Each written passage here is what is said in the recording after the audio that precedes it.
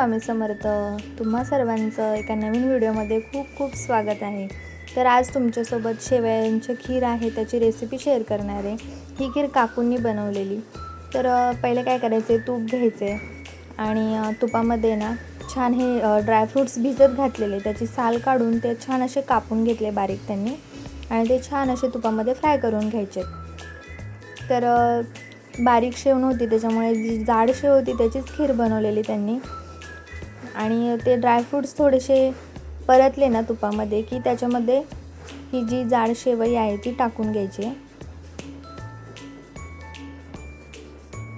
तर ती शेवईसुद्धा छान अशी फ्राय करून घ्यायची. एकदम झटपट होते ही खीर आणि चवीलाही खूप छान लागते. तर त्यांनी एकदा आम्हाला दिलेली, आम्हाला खूप आवडली. मग आम्ही त्यांना एकदा बोलवलेलं बनवण्यासाठी. त्यांच्या हातची आम्हाला खायची होती खीर. तर बघा आता ती छान त्यांनी भाजून घेतली आणि नंतर त्याच्यामध्ये गरम पाणी केलेलं ते गरम पाणी त्याच्यामध्ये टाकून घेतलं. तर आता हे पाण्यामध्ये थोड्या वेळ असं शिजून द्यायचे. शेवई शिजली की नंतर त्याच्यामध्ये दूध टाकायचे. तर पाणी वगैरे टाकून झाल्यानंतर त्यांनी साखर पण टाकून घेतली त्याच्यामध्ये.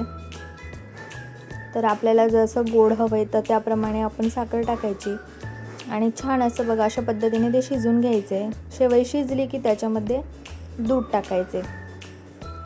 तर साधारण हे अर्धा लिटरपेक्षा जास्त दूध असेल ते त्यांनी त्याच्यामध्ये टाकून घेतलं आणि आता छान अशी याला उकळी आली की आपली खीर तयार आहे. आणि इकडे बघा वेलची जायफळची जी पावडर होती तीसुद्धा छान अशी त्याच्यामध्ये टाकून घेतली. छान असं मिक्स करून घेतलं आणि तुम्ही बघा दिसायलाच किती छान वाटते ही खीर. तर चवीला तर कशी असेल तुम्ही विचार करू शकता. बघा छान अशी उकळी आलेली आहे त्याला आणि अशा पद्धतीने छान अशी गरमागरम शेवयांची खीर तयार झाली. बघा छान वाटते ना.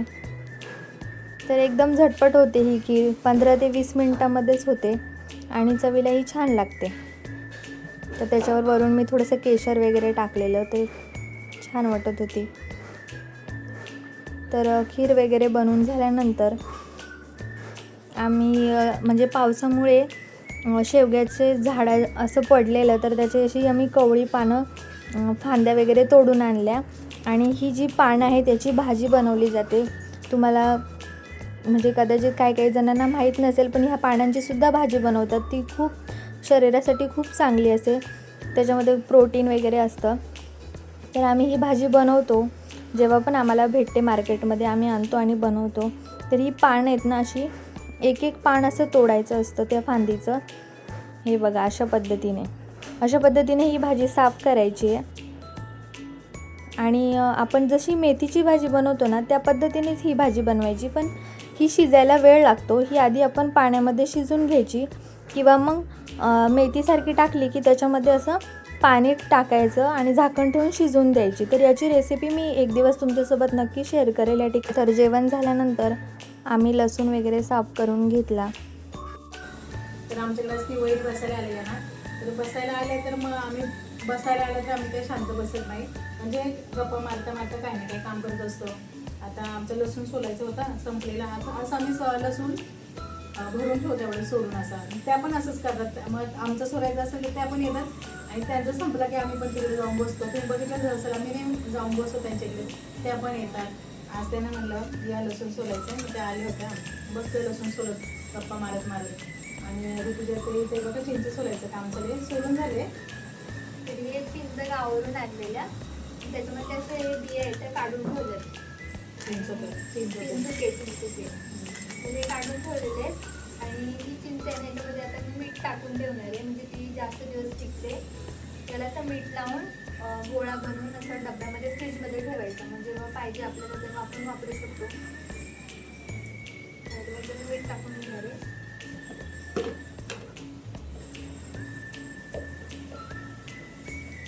एक चमचा मीठ टाकलं घेतो अजून थोडं टाकायचं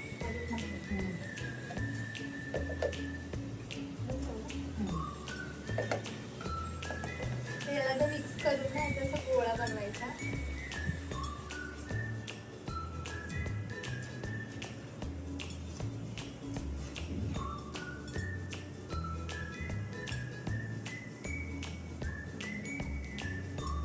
जर गावची चिंच आहे ना तर कसं त्याला एकदम मांस आहे ना असं मस्त चिकट चिकटपणा आहे बघा.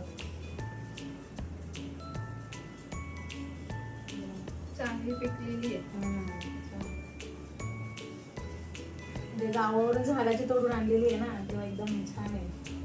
आताच तिने सगळं साफ केलं. आधी चिंचा होता तर तसंच ठेवलेला आम्ही, अजून साफच नव्हतं केलेला. मग तिने आता साफ केलं आणि मग असं गोळा बनवून ठेवते. असं मीठ लावून ठेवलं ना आणि मीठ लावायचं आणि फ्रीजमध्ये ठेवायचं मग टिकते चांगली. तर आता मीठ तर लावले तो गोळा आता त्या डब्यामध्ये भरून ठेवेल म्हणजे आम्ही फ्रीजमध्ये ठेवले. तर ते बंद झालं करू का? तर हा गोळाचा डब्यामध्ये ठेवायचा, फ्रीजमध्ये ठेवून द्यायचा, जास्त दिवस राहतो. आता चिंच काय करायचे? हे चिंचुके काढून ठेवलेले चिंचुके. आता हे मी भाजून ठेवणार आहे. काहींना आवडतात भाजलेले चिंचुके, त्यामुळे हे आता स्वच्छ धुवून असं स्लो गॅसवरती भाजून ठेवणार आहे मी. असं भाकरी झाल्या की मग तव्यावर भाजायचे छान खरडून भाजतात असे. आणि छान लागतात खायला, त्यांना आवडतात. तर झालेले आता माझं काम तर झालेलं आहे. आणि लसूण साफ करायचं काम चालू आहे. लसूण सोलाय ना तसं खूप टाइम लागतो. एक दुसऱ्याचा पासून मदत केली तर पटापट होतो, पटकन होऊन जातो नाही का. आणि एवढं काय वाटत पण नाही. आणि एकमेकांचं केले तर काय वाटतच नाही आम्हाला तर. आणि पटकन भाजी बिजीला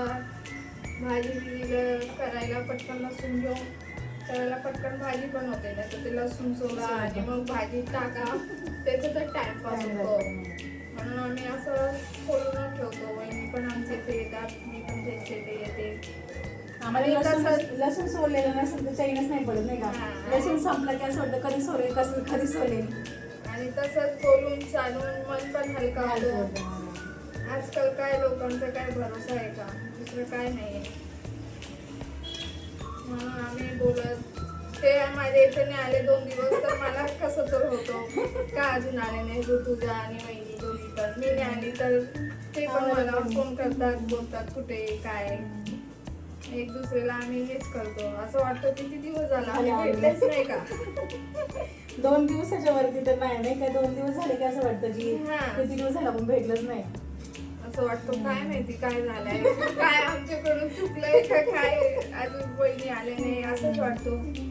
आमची सासू पण सारखा वहिनीला बोलव. त्यांच्या सासू तर बापरे, पण त्या ह्यांच्यापेक्षा त्यांना जास्त हे होतं की तुम्ही का नाही. एक दिवस नाही गेलो आम्ही, तुम्ही का नाही आलं, तुम्ही का नाही आल्या. त्यांना फोन करणं, सांगणार की फोन करा, बोलव त्यांना.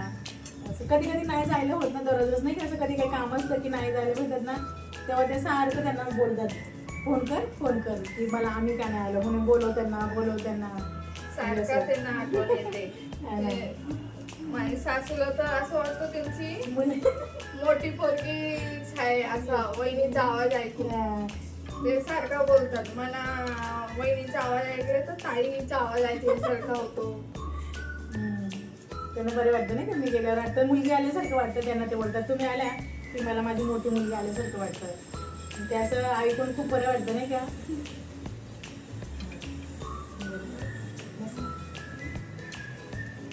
दुसरं काय नाही घेऊन जायचंय नाही का.